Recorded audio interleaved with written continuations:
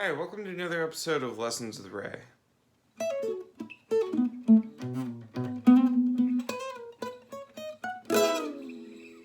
This week we're going to be learning the riff from Twist and Shout by the Beatles. Here's a sample of the original recording.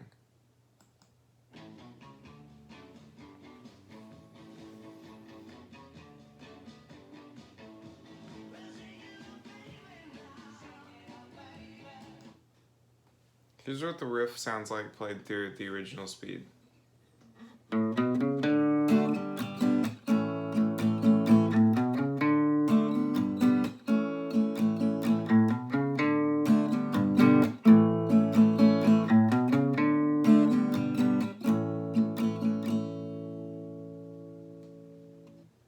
Here's what it sounds like played slowly.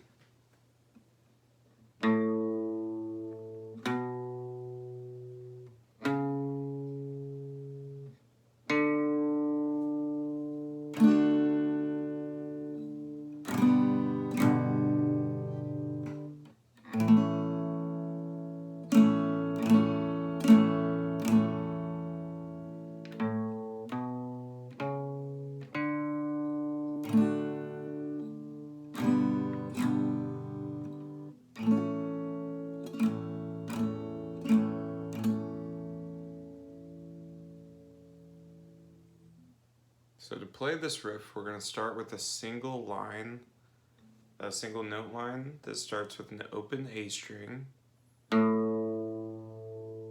followed by the second fret of the A string. I'm going to play this with my index finger, followed by the fourth fret of the A string, and I'm going to play this with my ring finger, and then the D string open, and then I'm going to do one big strum on a D chord. To play the D chord, I'm putting my index finger on the second fret of the G string. I'm putting my ring finger on the third fret of the B string. And I've got my middle finger tucked down on the second fret of the E string. And when I strum this chord, I'm not playing the lowest two strings on the guitar. I'm only strumming from the D string downward.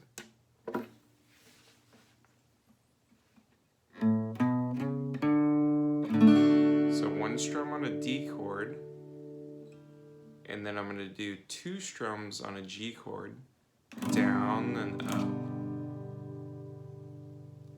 And to play a G chord, I'm putting my ring finger on the third fret of the E string, my middle finger on the second fret of the B string, the A string, sorry, and I'm putting my pinky on the third fret of the high E string.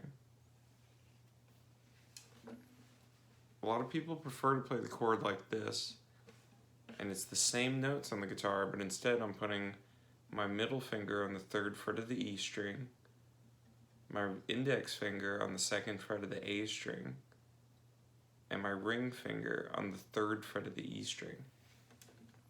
And again, I'm doing two strums here.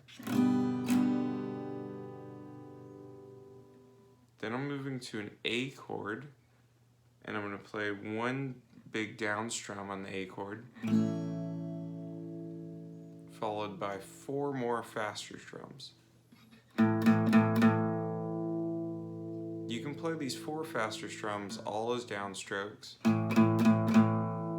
or as up and down strokes, what we call alternating strokes. To play an A chord, I've got three fingers all on the second fret of the guitar.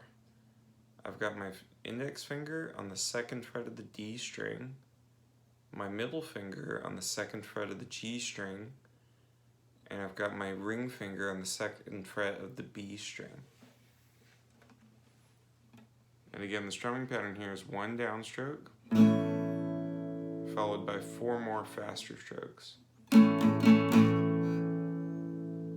And since this is a riff in the song, that means that it's going to loop over and over again. So as soon as I'm done playing this A chord, I'm going to go back to the single note riff from the beginning.